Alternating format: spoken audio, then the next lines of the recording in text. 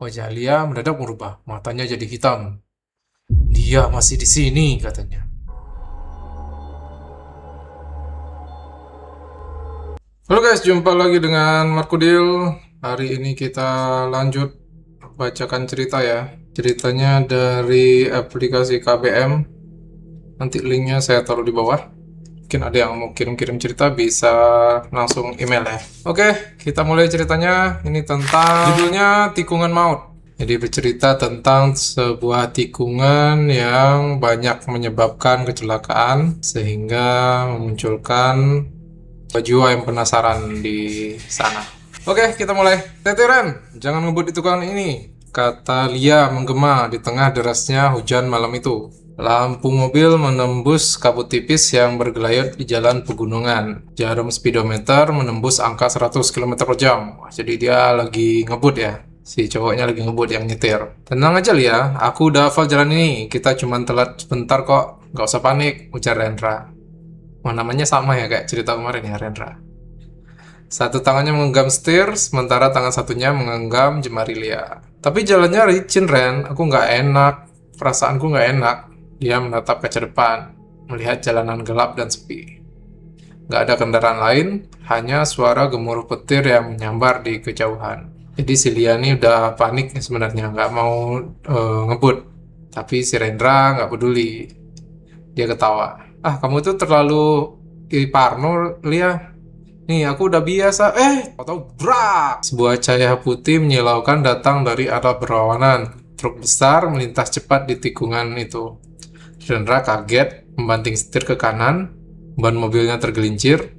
Suara rem berdecit panjang diikuti teriakan Lia yang muncang malam. Suara cit, mobilnya udah ngerem, tapi tetap aja mobilnya menabrak pembatas jalan, menukik tajam dan terjun ke jurang sedalam 15 meter. 2 jam kemudian, polisi dan tim SAR baru datang, tapi hujan malah semakin deras. Di antara reruntuhan mobil yang ringsek, hanya ditemukan satu yaitu tubuh Lia.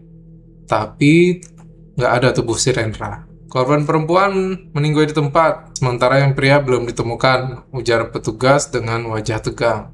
Nah, dilakukanlah pencarian. Seminggu pencarian, tapi Rendra nggak pernah ditemukan. Mereka mengira ia terseret arus sungai di dasar jurang. Lia dimakamkan di TPU kecil di dekat rumahnya. Nah, orang-orang pada waktu disemayamkan, Lia membuka matanya dalam peti. Tapi itu khusus. Cuman gosip tetangga lah, itu ceritanya. Skip 3 bulan kemudian, di tikungan yang sama, tikungan maut itu, seorang pengemudi ojek online menghentikan motornya dengan wajah pucat. Dia ngelihat perempuan berdiri di pinggir jalan. Basah kuyup, bajunya putih, ada noda merahnya. Mukanya pucat banget. Tapi waktu dia putar balik, hilang. Menyebarlah cerita itu. Beberapa hari kemudian, seorang sopir truk juga melapor melihat bayangan perempuan menyeberang tiba-tiba, tapi saat dia ngerem mendadak, nggak ada siapa-siapa. Nah, karena udah mulai banyak cerita macam-macam, warga mulai menghindari tikungan maut itu. Mereka bilang kalau arwah Lia gentayangan, cari sesuatu atau seseorang. Nah, si Raka, kakaknya Lia, pengen lihat makamnya. Bilang sama ibunya, Bu, aku mau ngelihat makamnya Dek Lia. Soalnya aku sering dimimpiin Lia, katanya. Dia basah kuyup, minta tolong dan bilang dia belum bisa pergi. Ibunya langsung nangis. Ternyata sama ibunya juga sering mimpiin Lia. Terus ibunya bilang juga kalau Lia itu bilang, Rendra belum pulang, tolong. Ibunya nggak tahu maksudnya. Akhirnya si Raka, kakaknya Lia, pergilah ke makamnya Lia.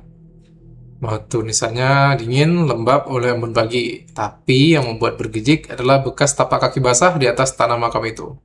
Bekas kaki kecil, telanjang kaki nggak pakai alas kaki ya. Seolah seseorang baru saja berdiri di sana. Si Raka makin penasaran dong. Malamnya akhirnya dia harus mencari tahu. Wah, harus cari tahu nih, ini adikku kenapa ini. Akhirnya pergilah dia ke tikungan maut itu. Bawa kamera dan senter. Hujannya pas banget gerimis. Jadinya ada kabut. Banyak kabut lah ya di perjalanan itu. Kalau kau memang Lia, ayo tunjukkan kepadaku. Aku kakakmu, katanya. Lama gak terdengar suara apa-apa, tiba-tiba tok tok tok tok. tuk, terdengar langkah kaki. Pelan, teratur, mendekat dari arah hutan. Raka nyorotin senternya. Cahaya itu nembus kabut, dan terlihatlah sosok perempuan dengan baju putih dan rambut panjang yang menutupi wajahnya. Bajunya robek dan penuh lumpur. Lia? Suaranya si Raka gemeter.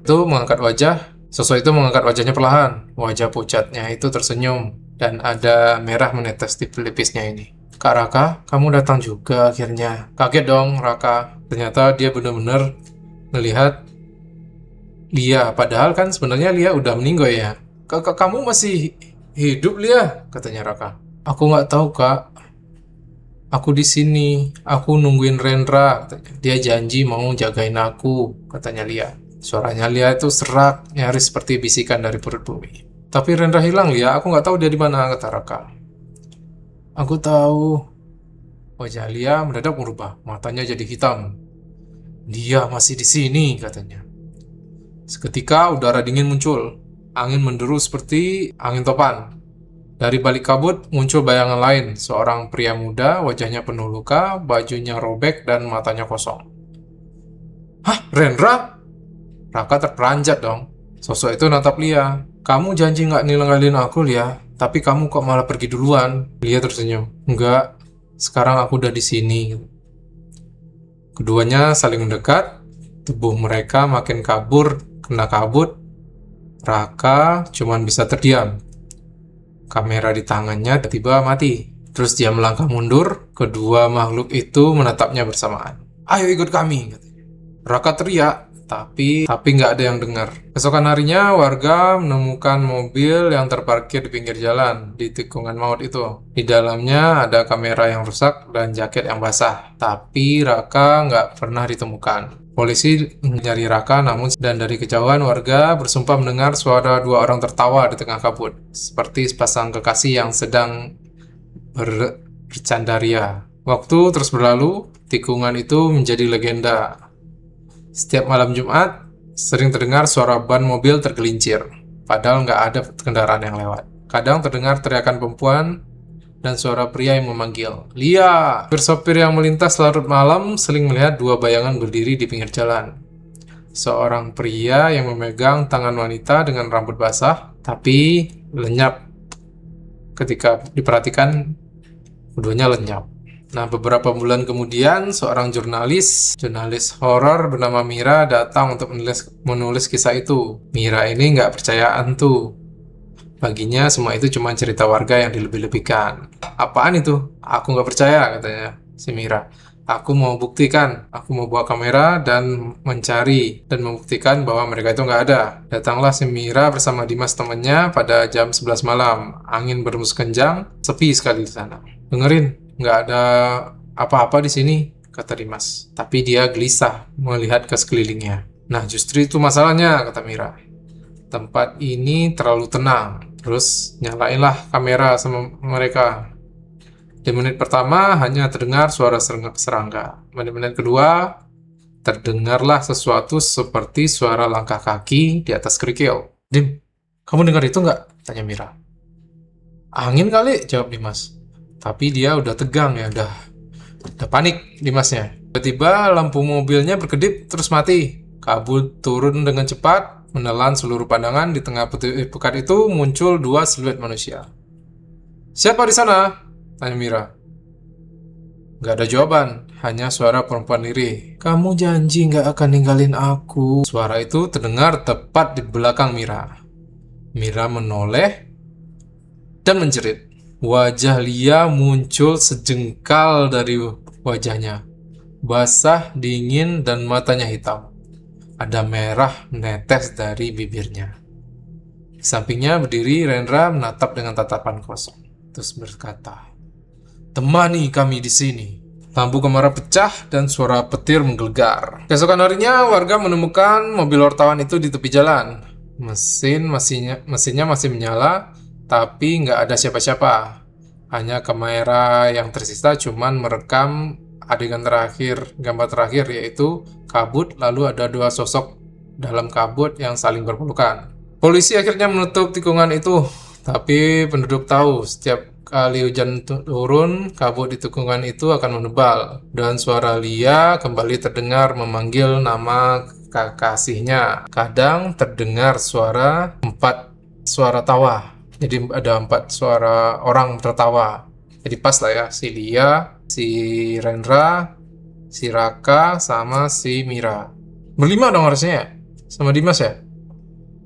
Yang terdengar sama orang cuma berempat. Mungkin Dimas nggak tahu kemana. Beberapa bulan setelahnya, seorang penggali kubur menemukan sesuatu yang aneh saat perluasan area pemakaman. Di bawah nisan Lia, tepat di sisi kiri peti matinya, terdapat kerangka laki-laki yang sudah lama membusuk.